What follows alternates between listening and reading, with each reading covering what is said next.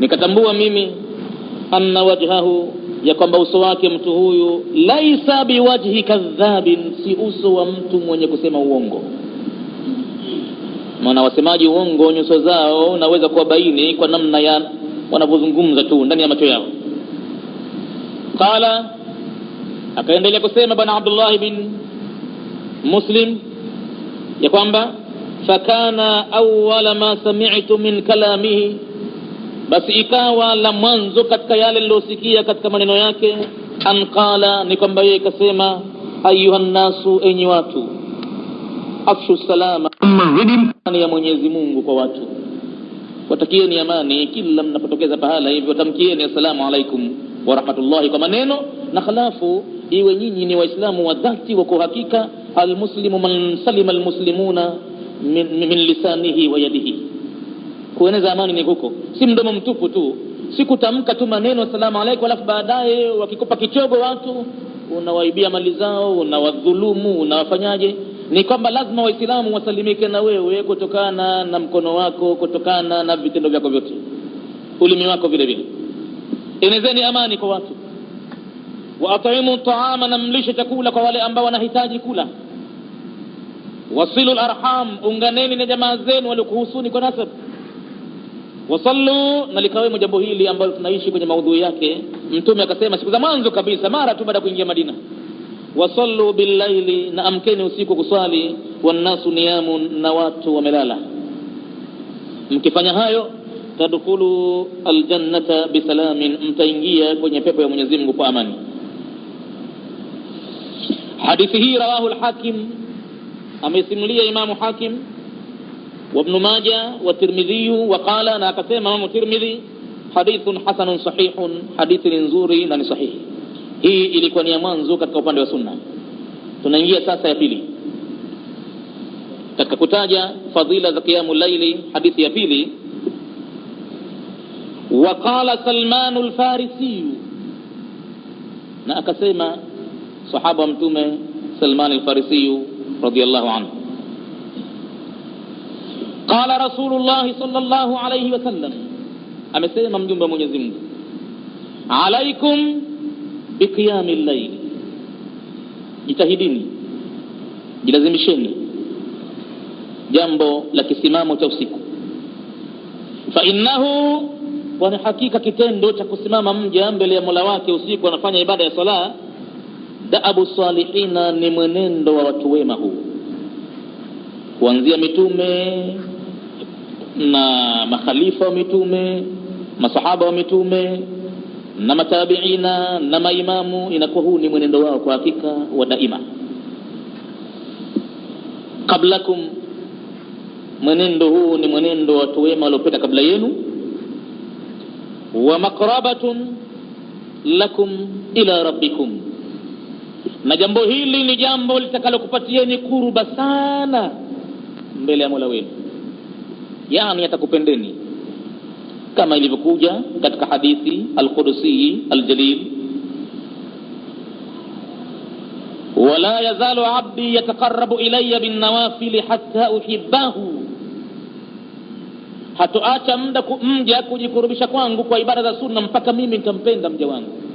Kwa hivyo imekuwa jambo hili maqrabatun lakum ila rabbikum, ni jambo la kukusogezeni zaidi kwa Mola wenu, na mja ndo jambo analohitajia hilo, kusogea zaidi kwa Mola wake na sio kuwa mbali na Mola wake. Wa makfaratun lisayiati, na jambo hili la qiyamul layli ni jambo litakalo kupatieni kifutio cha madhambi madogo madogo baina ya nyinyi na Mola wenu. Tatapunguza sana madhambi madogo madogo kwa qiyamul layli.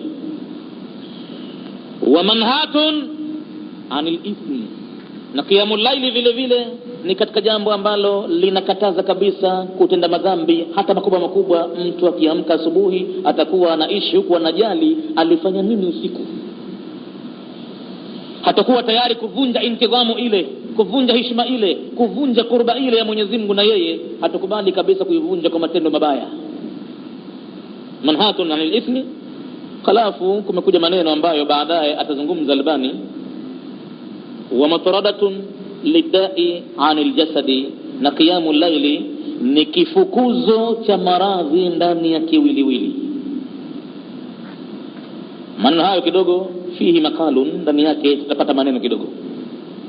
Hadithi imekuja kama hivyo, imemalizia wa matradatun lidai anil jismi, na ni kifukuzo cha maradhi kutokana na kiwiliwili, hiyo qiyamul layl. Katika tamamul minna kilichoandikwa na Sheikh Muhammad Nasruddin Albani, na katika utangulizi amesema asili ya mimi kutoa ufafanuzi huu, anasema sijapatapo kuona kitabu cha fikhi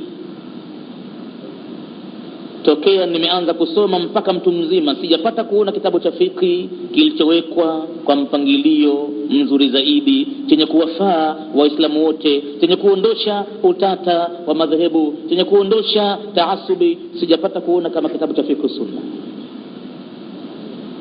Amesema ni kitabu ambacho kinaweza kuitwa ni compulsory kwa kila muislamu kuwa nacho, hususan wale vijana wanaoondokea. Anasema kwa umuhimu huo nikaona nipitishe juhudi yangu ya kutakasa kitabu hichi ili kifahamike kwa namna hiyo. Kuna makosa madogo madogo ya kibinadamu ambayo ndani yake yametokeza. Basi hapa vile vile katika hadithi hii Albani amesema wa min qiyamil layl, na alipofika Said Sabiq kwenye qiyamul layl, qauluhu, kuhusu tamko lake fi ma jaa fi fadilati min as-sunnah, kuhusu yale yaliyokuja kutaja fadhila za qiyamul layli kwa upande wa sunna kwenye Qur'ani, kule hakuna mushkili. Alipofika kutaja upande wa sunna na hadithi ilikuwa ni ya pili, waqala Salman al-Farisi, ameanza maneno kwamba amesema Salman al-Farisi, qala Rasulullah sallallahu alayhi wasallam, amesema mjumbe wa Mwenyezi Mungu, alaikum biqiyamil layli, juu yenu kujilazimisha kufanya ibada za usiku, fa innahu da'abu salihina, kwani hakika huo ni mwenendo wa watu wema kablakum, waliopita kabla yenu, wa maqrabatun lakum ila rabbikum, na ni jambo litakalo kusogezeni nyinyi kwa Mola wenu, wa maghfaratun lisayiati, na kifutio cha madhambi madogo madogo, wa manhatun anil ithmi, na ni katazo la mtu kuendelea katika madhambi, wa matradatun lidai anil jasadi, na ni kifukuzio cha maradhi kwenye kiwiliwili. Anasema Albani, qultu yu'khadhu alayhi amrani, katika hadithi hii patachukuliwa mambo mawili: adamu takhrijihi iyahu, kukosekana kuitoa yeye mwenyewe hadithi hii Said Sabiq, jambo la kwanza. Khalafu wasukutuhu an bayani dhaafihi, jambo jingine ni kwamba kunyamaza kwake kubainisha udhaifu wa hadithi hii. Kanyamaza, hakubainisha Said Sabiq hadithi ni dhaifu. Sababu ya kwamba hii hadithi ni dhaifu, ni nyonge katika mategemezi, wa huwa min riwayati Tabarani. Hii nimeichunguza nikaikuta ni katika riwaya ya Tabarani an Abdurrahmani, ambaye imetokana na Abdurrahmani bin Sulaimani, huyo mtoto wa Sulaimani ibn Abil Jawfi, mtoto wa Abil Jawfi, anil A'mashi, kutokana na A'mashi, an Abil Alai, kutokana na Abil Alai an-Nuri, an Salman, ambaye yeye ndo katoka kwa Salman. Barabara Salmani ndio chombo chenyewe cha mwanzo kabisa. Sasa anataja udhaifu wenyewe umetoka hapa. Wa Abdurrahmani, huyu Abdurrahmani aliyemsikia Salmani al-Farisi, Abdurrahmani hadha, qala Abu Hatim, amesema Imam Abu Hatim kuhusu mtu huyu, anasema kuhusu mtu huyu, la yuhtaju bihi, hapachukuliwi hoja kwa maneno yake yoyote atakayosema kuhusu hadithi za Mtume. Waqala Ibn Adi, na akasema vile vile Ibn Adi, ammatu ahadithihi, nyingi hadithi zake Abdurrahmani huyu mustaqima, zimenyooka sawa sawa, lakini wa fi ba'dha inkarun, baadhi ya hadithi anayotaja huyu Abdurrahmani zimekataliwa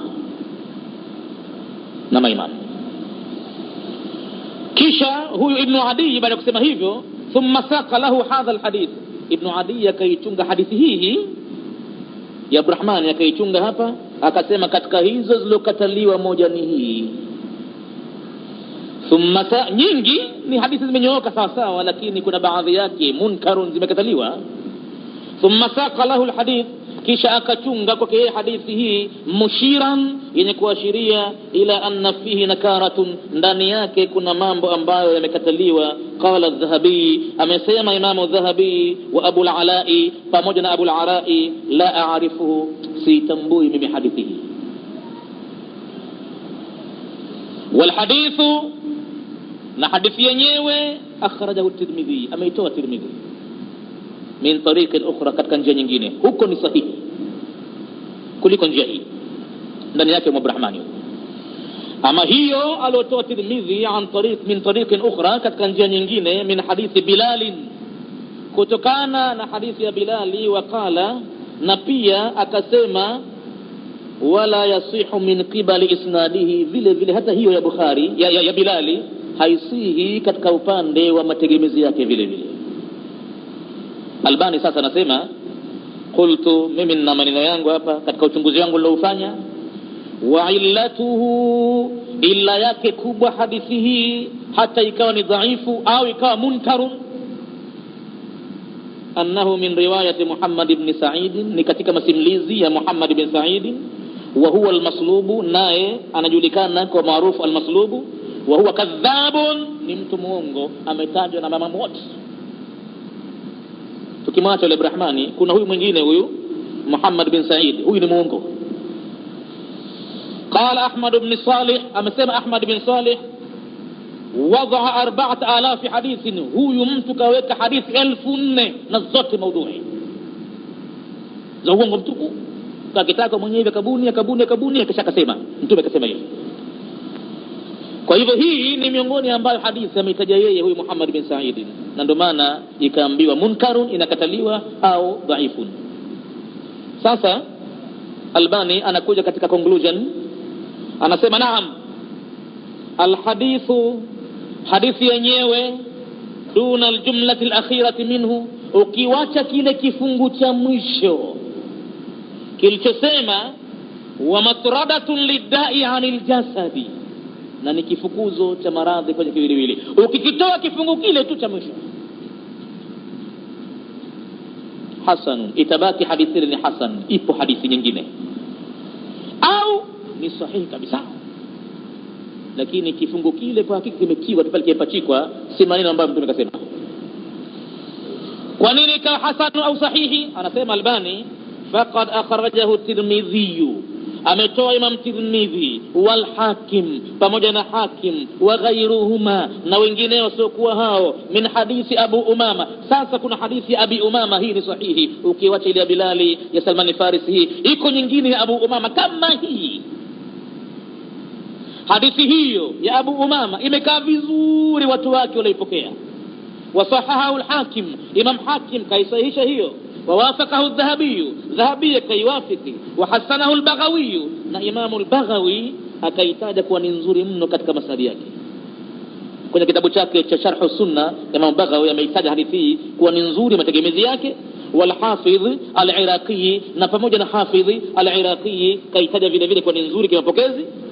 Kwa hivyo anasema Albani, falau anna al-muallifa, ingelikuwa mtungaji wa fiqh sunna shekhi wangu Saidi Sabiqi, atharahu, angeichagua hii riwaya ya Abu Umama kaiweka hapa, lakana asaba, angelisibu. Lakini kachukua riwaya Salmani, ile ndani yake mna korofi chungu nzima.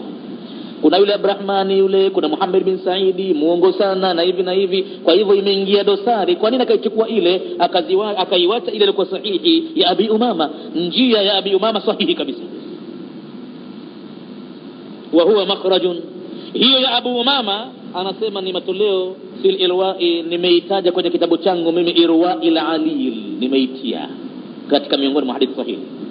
Kwa hivyo nikaitia tena vile vile wa fil mishkati, na katika kitabu cha tahqiq al-Albani mishkati al-masabih kaandika Albani vile vile hadithi hii nimeitia vile vile. Kwa hivyo ukikitoa kifungu cha mwisho, hadithi ipo nyingine ya Abu Umama. Kwa hivyo tarejea pale pale kwamba katika upande wa sunna, hadithi iliyotaja miongoni mwa hadithi iliyotaja fadhila za qiyamul layli, hadithi bado inafanya kazi pale pale kibao, lakini kipande cha mwisho kitakiacha. Hakimu katika hadithi sahihi takiacha kipande cha mwisho, itabaki kusoma kama ifuatavyo hadithi yenyewe.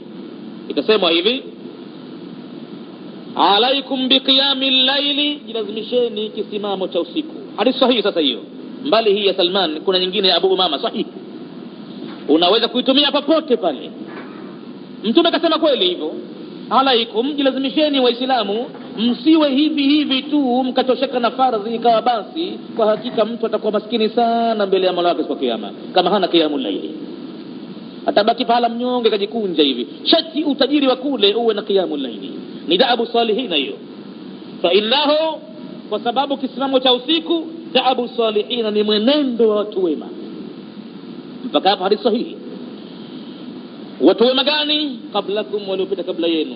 Wa maqrabatun lakum, na kitendo hichi kitakusogezeni sana ila rabbikum, mbele ya Mola wenu.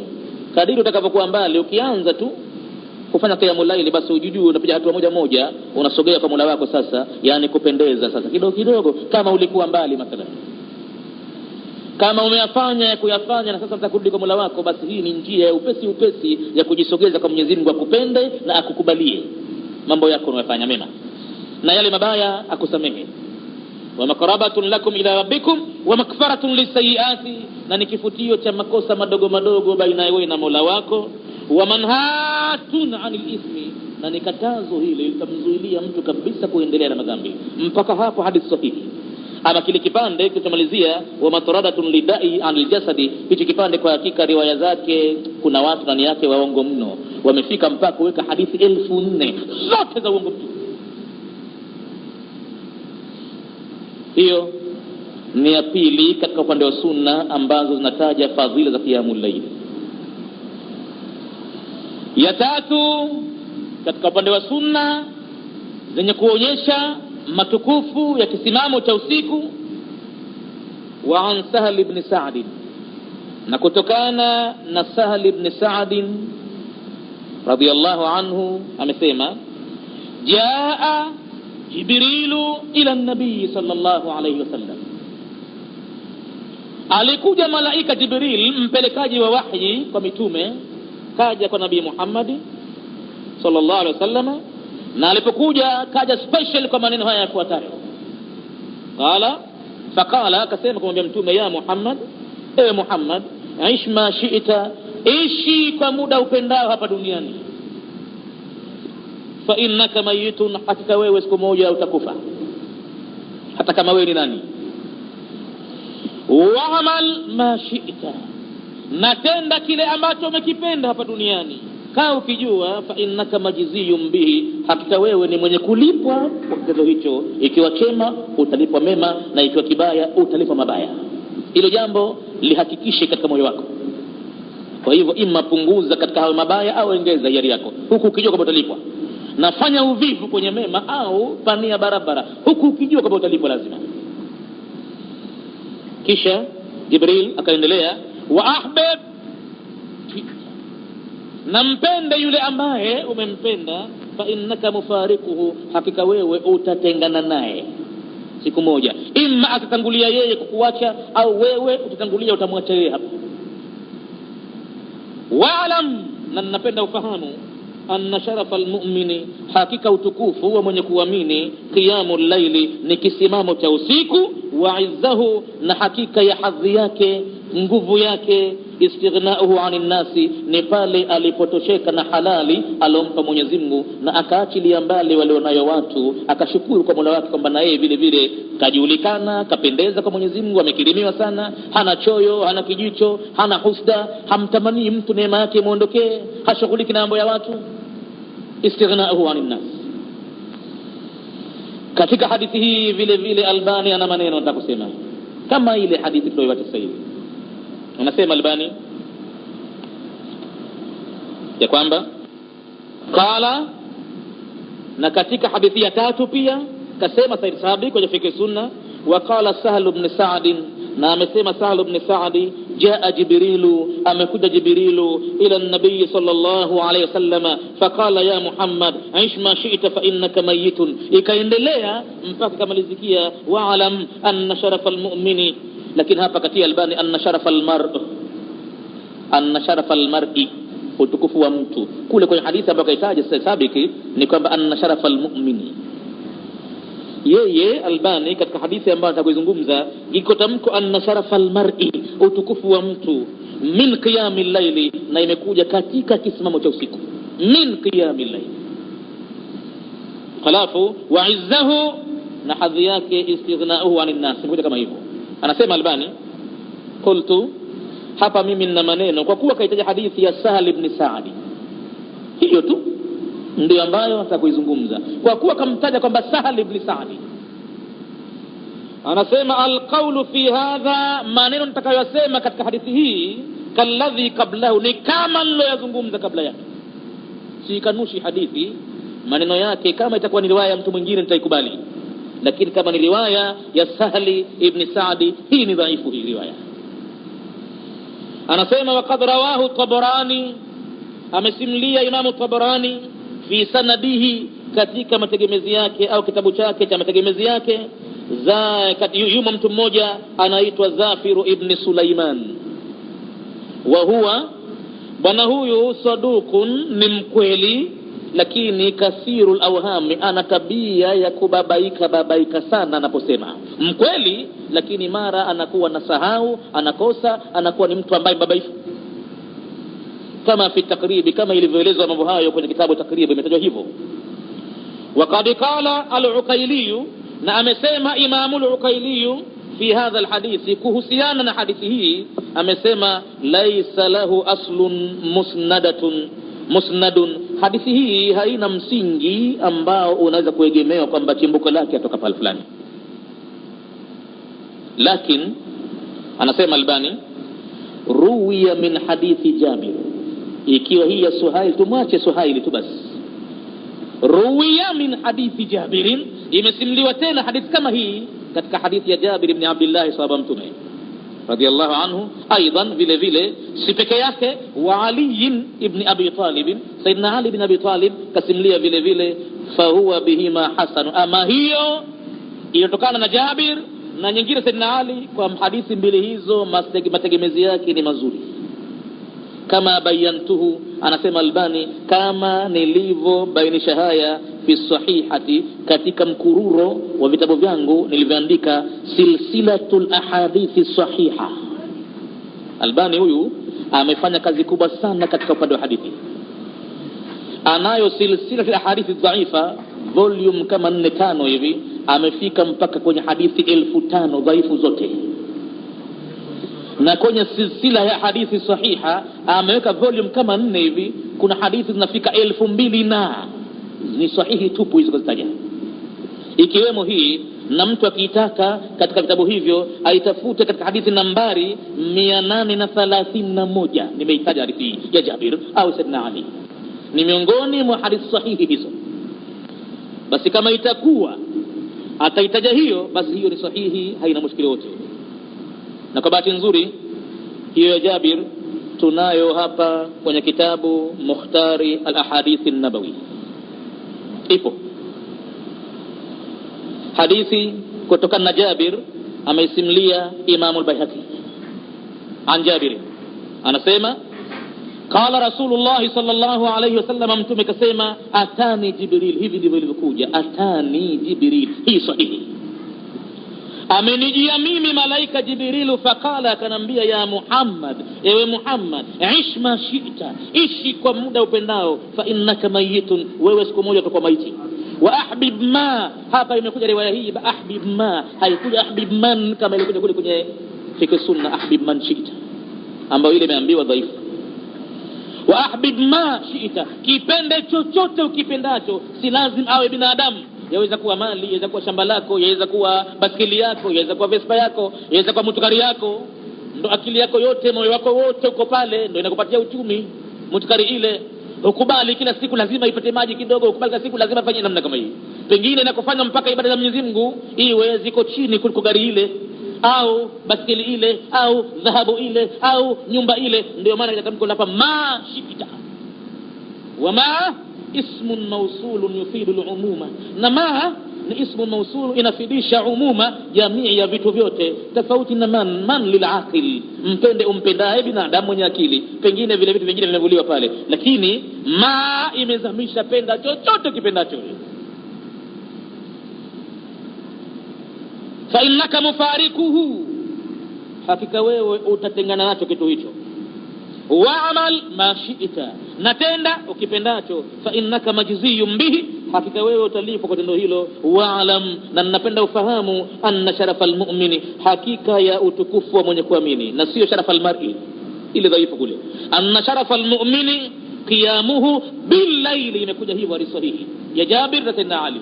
Anna sharafal mu'mini qiyamuhu bil layli, ni kisimamo chake kwa wakati wa usiku. Wa izzahu, na hadhi yake, utukufu wake. Istighna'uhu 'anil nas, ni kule kutosheka kwake kutokana na mambo walionayo watu, akakubali kuridhika na halali alomba Mwenyezi Mungu. Ama kwa hadithi ya Jabir hii haina mushkila, bali anasema, lakini ile iliyokuja pale ya Suhaili yule bin Saad, ile kwa hakika ni dhaifu. Hii ndio namna alivyokitakasa kitabu cha fiqh sunna, amekiona kwamba ni kizuri sana, chataka kwa hakika kila mmoja awe nacho, lakini apokee kile ambacho kimekuwa sahihi. Tukitoka hapo tunaingia ya 4 sasa.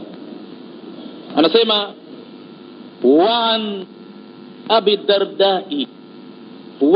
الدرداء عن النبي صلى الله عليه وسلم قال, yani katika upande wa sunna maneno ambayo mtume kayatamka kuonesha fadhila za kiislamu cha usiku. Anafanyiwa mtu raghaba, anareghebishwa muislamu hapa awe na tamaa ya kiakhira, asiwe ni mtu ambaye kajiachia ovyo, awe nalo kitu jambo la tamaa kwamba mimi nitakuwemo humu, kwani hawa wanaofanya si wameumbwa kama mimi, na mimi nataka nichungulie kwenye makarama ya Mwenyezi Mungu, kwenye si asrari humu. Mna asrari kwa hakika. Ikiwa itapatikana almuwadhaba, kudumishwa, kufululizwa, mja atajifaidia mambo makubwa. Atafika pahala kwa hakika awe anastaajabu mambo yake kabisa. Atafika pahala atajistaajabia mambo yake yalivyo, kuhusu anaposimama kumomba Mwenyezi Mungu haja, kuhusu kama kutapita njama za watu wabaya kumfanyia ubaya, anaweza kujistaajabia mambo yake yalivyo kwa siri ya qiyamul layli. Na wakati ule atakuwa na hisi kitu maalum kinafanyika pale usiku pale, anaswali, anaomba, anasoma Qur'ani, atakuwa na hisi ndani ya moyo wake kuna kitu kinafanyika mle chumbani mwake au kumbini mwake au popote pale. Kama kuna joto kubwa kama varanda huko, anapiga vitu vyake, atahisi kuna mambo sasa hivi hapa yanafanyika si ya kawaida hapa, kumbe siko peke yangu hivi sasa. Takwenda mtu mpaka awe anahisi vitu kama hivyo vya ajabu. Lakini kwanza yataka zoezi na kidogo pole, hapana kwa nguvu. Unaanza taratibu kabisa kama ni mwanagenzi. Usianze kuinuka tu siku ya 8 na mara 11 na kusujudu muda mrefu, na hapana. Kidogo, hususan kama umri wake mtu ni kijana bado, aanze pole. Na unaweza kuanza huko msikitini huko, baada sala ya Isha kaka pembeni pale rakaa 3 tu. Zimekuzoea unakwenda mpaka alafu sasa anapiga 5 kidogo. Zimekuzoea barabara 7 piga siku nyingine, halafu rejea nyuma kidogo, anza tena 3 tu, 5, halafu 7. Mambo kama yamekolea, amekuwa jambo la kawaida, anza kwenda mpaka 9 mpaka 11, na kiwango cha usomaji kirefushe kidogo. Lakini siku za mwanzo anza vile wala adiyati, alam nashraha, wallahi idha yakhsha, kidogo. Halafu baadaye utapanda, lakini ukianza kwa nguvu utakuja kushindwa njiani. Na jambo la nawafil kuja kulianza halafu baada ukalikata, utatafuta ugomvi na Mwenyezi Mungu. Usichokoze mambo. Ukijihisi kwamba bado milango hii siwezi, basi usiingie kwanza. Jishauri uzuri kwanza. Ukisema sasa bismillah, umri huu ndo nao sasa hivi huu mimi mpaka kufa kwangu, basi naam, sasa ingia. Hapo ndipo utapoona hayo matukufu. Sasa tunakuja na hadithi ya Abi Darda'i an nabii. Kutokana na Abi Darda'i kapokea kwa Mtume sallallahu alayhi wasallam, amesema thalathatun, kuna watu namna 3, yuhibbuhumullahu, anawapenda sana Mwenyezi Mungu watatu hawa, wa yadhaku ilayhim, na anachekelea nao Mwenyezi Mungu watu hawa, wa yastabshiru bihim, na anawapa bishara njema, anataka wafahamu kwamba kuna mambo mazuri yanayokabili mbele. Kwanza, alladhi, ni mtu ambaye idhan kashafat fi'atun, wakati kitakapojitokeza kikundi cha watu wabaya wanataka kuipiga dini, kuidhuru dini, kimejitokeza kikundi ima kwa mapambano ya ana kwa ana ya vita au maneno au kuandika vitabu, wanataka kuharibu itikadi sahihi ya Uislamu, qatala, hakukubali huyu isipokuwa amepambana nao, ikiwa ni kupigana kwa vita au kwa maneno au kwa maandishi. Qatala, amepigana nao, amejibu, amerejesha jawabu. Wametokezea watu wanataka kuvuruga itikadi ya Uislamu, wametaja katika baadhi ya mambo ya hija, Mtume Muhammad kwa mfano vile, masanamu yote kayavunja, kabakisha moja, Hajar al-Aswadi bado naendelea kuabudiwa sanamu lile. Basi akatokezea mtu akasema hata hapa sipaachi, narejesha mimi, arraddu ala almushakkikina fi faridati alhaji, narejesha, najibu hii, akautakasa Uislamu kama ulivyo. Huyu ni wa kwanza. Qatala waraaha, akapigana nyuma yake kikundi hicho, binafsihi, kwa nafsi yake, lillahi azza wa jalla, na nia yake si kama anajionyesha, hapana, lengo ni kwamba anataka kalima ya Mwenyezi Mungu iwe juu, anataka radha ya Mwenyezi Mungu azipate. Fa imma an yuqtala, huyu imma tawawa kwa kufanya hivyo, wa imma an yansurahu Allah, au Mwenyezi Mungu atampa ushindi, amnusuru azza wa jalla, wa yakfihi, na anatosha Mwenyezi Mungu peke yake kumnusuru yeye. Fayakulu, mtu kama huyu Mwenyezi Mungu hujifakharisha na malaika wake, akasema Mwenyezi Mungu kuambia malaika, undhuru ila abdi, haya muangalieni mja wangu, mnamuona yule, undhuru ila abdi hadha, muangalieni mja wangu huyu, kaifa sabara li, vipi amesubiri kwangu mimi, binafsihi, kwa nafsi yake kaitolea muhanga. Tizama dharba za panga ngapi zimeingia kwenye maungo yake, tizama jicho lake lilipopigwa lile, tizama kwapa imetoka za vidole, tizama hivi. Na kwa upande wa taaluma, angalieni mja wangu namna anavyoteseka usiku wa manane kuchakutwa kufanya preparation za darasa zake na hivi na hivi, hana wakati. Mnamuona malaika, mwangalieni mja wangu huyu, anajihangaisha li kwangu mimi, binafsihi, nafsi yake anaitaabisha, kila kitu amekidharau, anaweka mambo yangu mimi mbele. Huyu ni wa kwanza. Mwenyezi Mungu kwa hakika yuhibbuhu, anampenda, yadhaku ilaihi, anamtekelea, wa yastabshiru bihi, na anampa bishara njema kwamba atapata mazuri wakati wote ule, kuanzia duniani na mpaka akhera vile vile. Walladhi, na mwingine wa pili naye ambaye Mwenyezi Mungu anampenda na Mwenyezi Mungu huwa anatekelea naye sana, yani kafurahishwa na mambo yake, na vile vile anampa bishara njema kwamba atapata mazuri. Wa pili, alladhi lahum ra'atun hasanatun, ambaye ana mke mzuri wa sura, wa mwili, tabia, akisema, akicheka.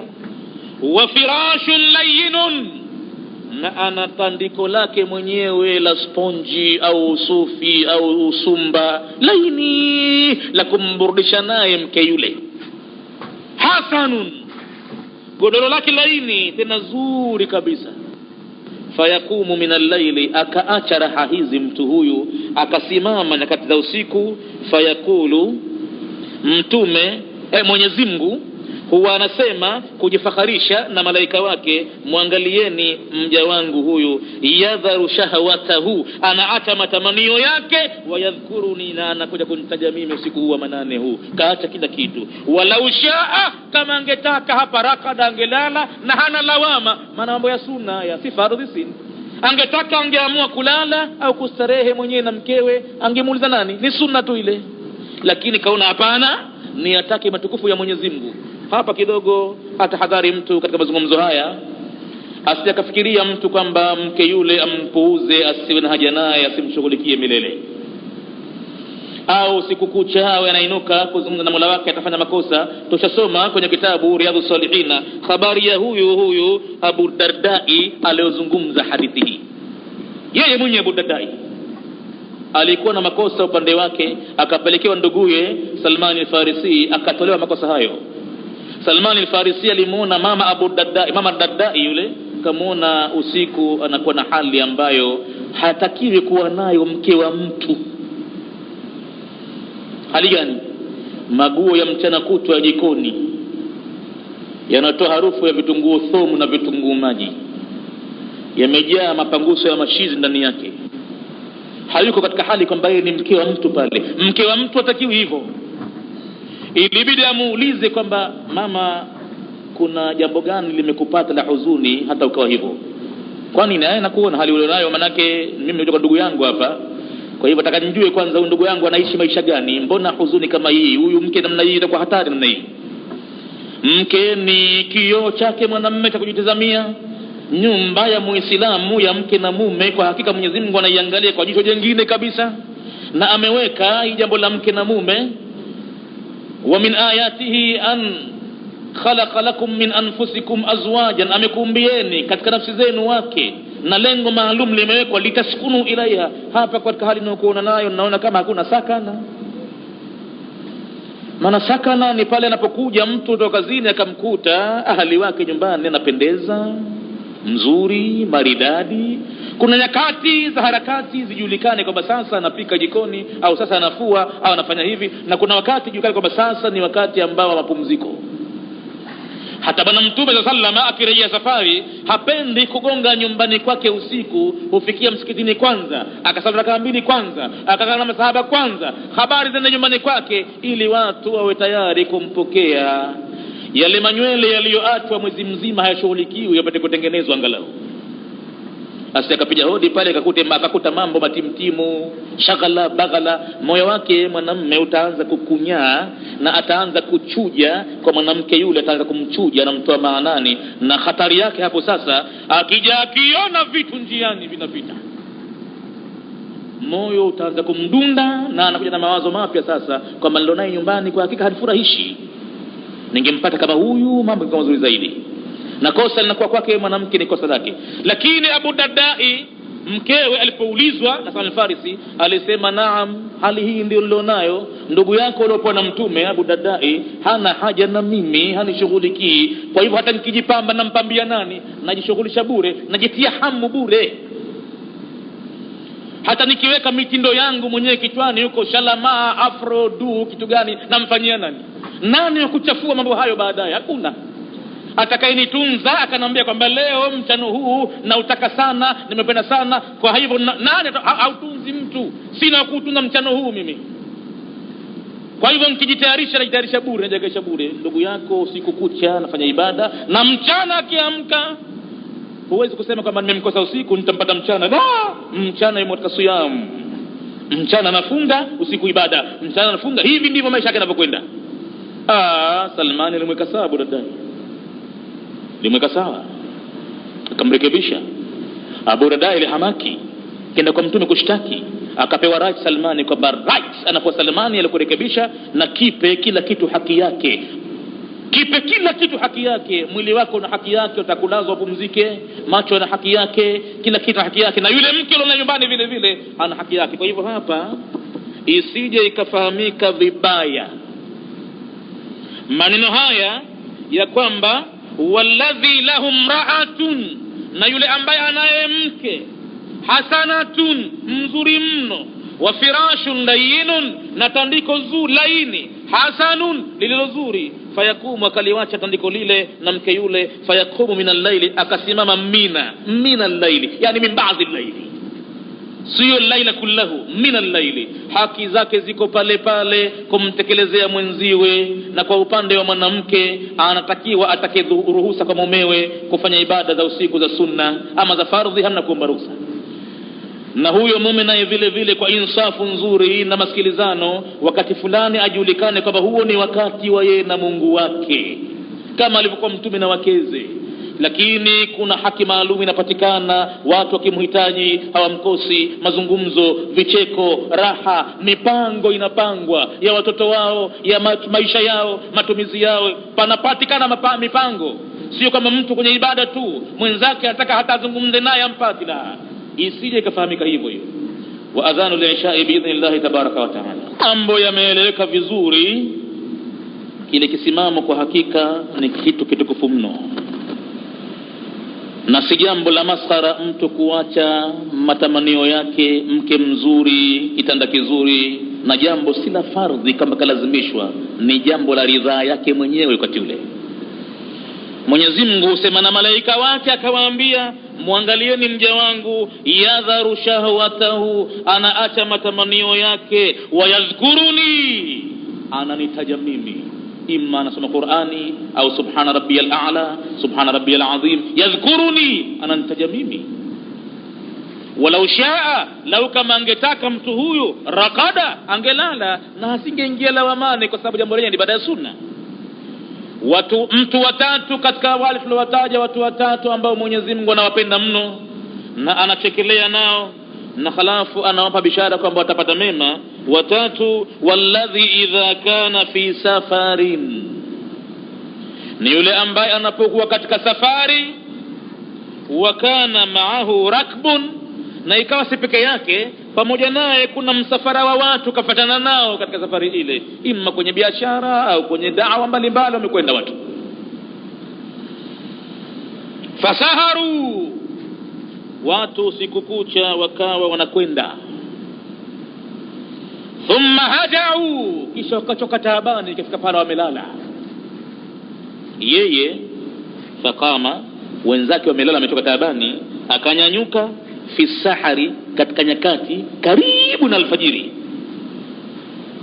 Fi dharraa wa sarraa, ikiwa ni pahala penye dhara, pana dhiki, au penye pahala panafurahisha, yeye akainuka, jambo lake ikawa hakulikata la qiyamul layli,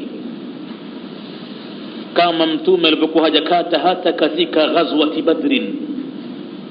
Vita vitaanza asubuhi, usiku mtume anafanya ibada kucha na kumwomba Mwenyezi Mungu nusra na hivi na hivi. Huyu ni mtu wa tatu, na vile vile anaingia kwenye orodha ya wale ambao Mwenyezi Mungu anawapenda mno na anacheka nao sana na kuwapa bishara njema. Hii hadithi haikupata chochote kwa Albani, imepita safsafina. Tunaingia sasa katika hatua ya pili. Hiyo yote ilikuwa ni nini? Fadluhu, fadhila zake qiyamul layl. Na sasa tunaingia katika jambo la pili. Jambo la pili, adabuhu, adabu zake qiyamul layl.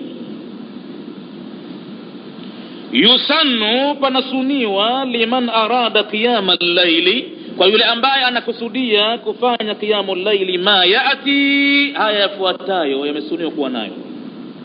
Kwanza, an yanwiya, muislamu awe anatia nia ndani ya moyo wake, na nia ni makusudio moyoni, kutamka kwa hakika.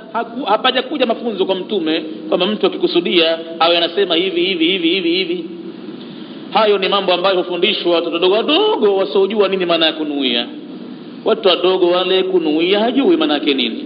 Ndio namwambia nawaitu, sema nawaitu sunnatul wudu'i taharat lisalati, nawaitu usalli fardh adh-dhuhri 4 rak'atin kadha kadha kadha kadha, nawaitu sawma ghadin fardh shahr ramadan kadha kadha kadha kadha kadha. Hajui maana kunuia, unamzoesha kwenye ulimi wake akiwa mtu mzima, tena kishajua nini maana kunuia.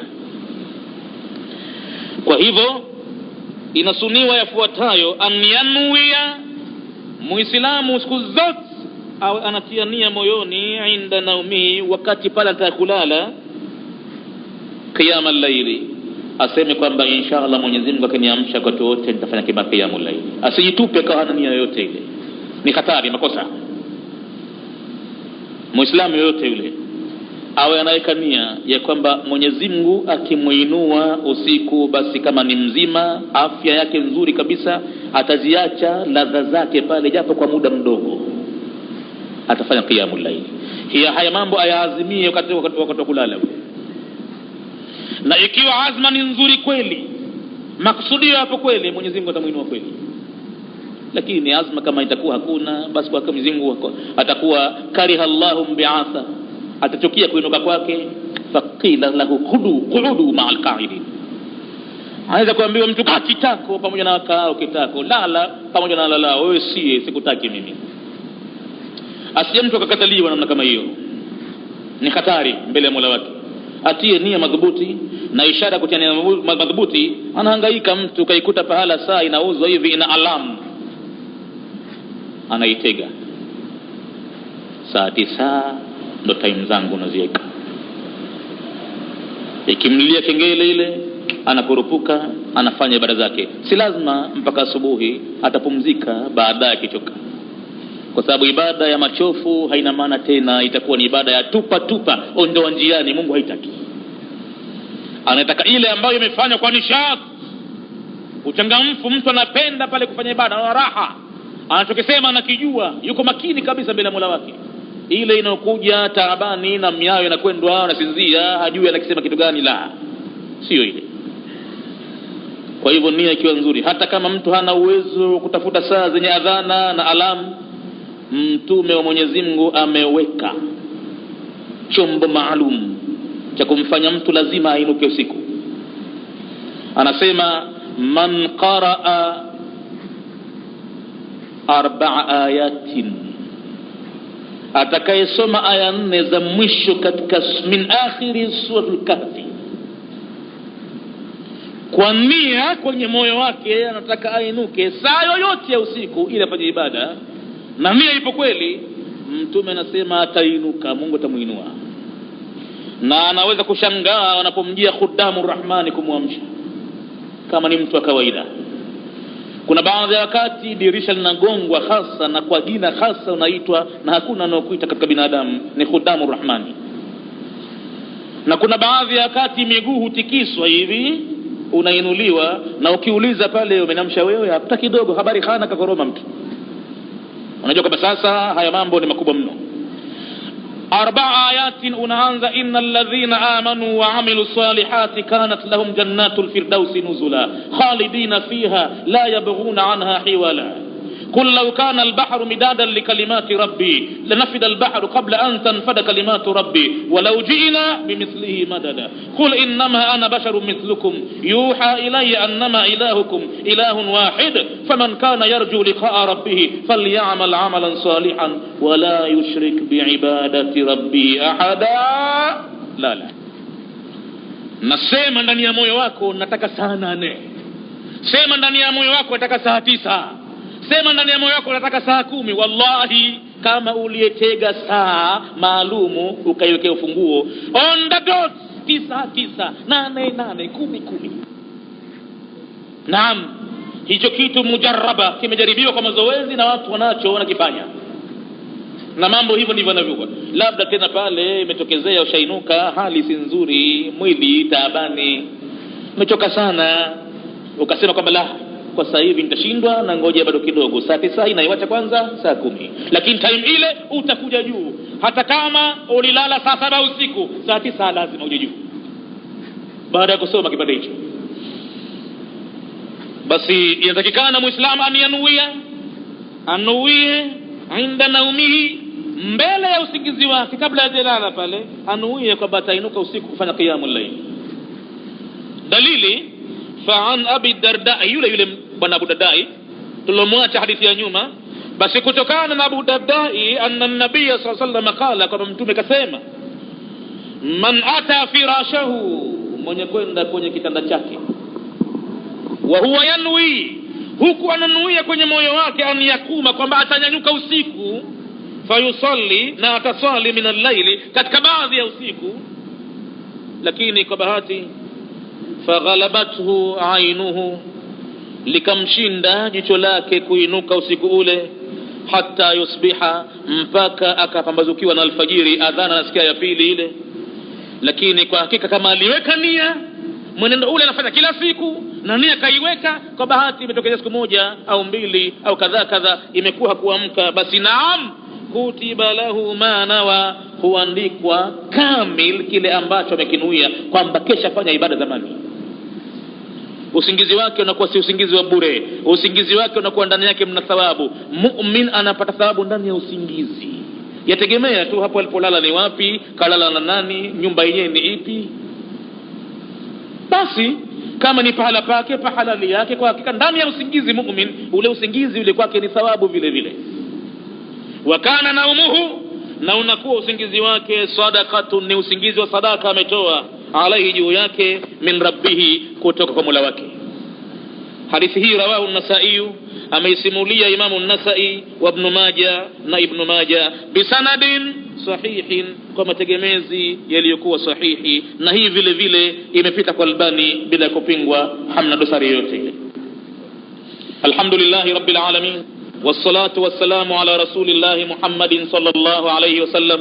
ربنا تقبل منا إنك أنت السميع العليم وتب علينا إنك أنت التواب الرحيم ربنا آتنا في الدنيا حسنة وفي الآخرة حسنة وقنا عذاب النار اللهم فقهنا في الدين وعلمنا التأويل والتفاسير وارزقنا اتباعه اللهم زينا بزينة القرآن وارزقنا تلاوته آناء الليل وأطراف النهار على النحو الذي يرضيك واجعله حجة لنا لا حجة علينا يا رب العالمين برحمتك يا أرحم الراحمين اللهم علمنا ما ينفعنا وانفعنا بما علمتنا وزدنا علما يا رب العالمين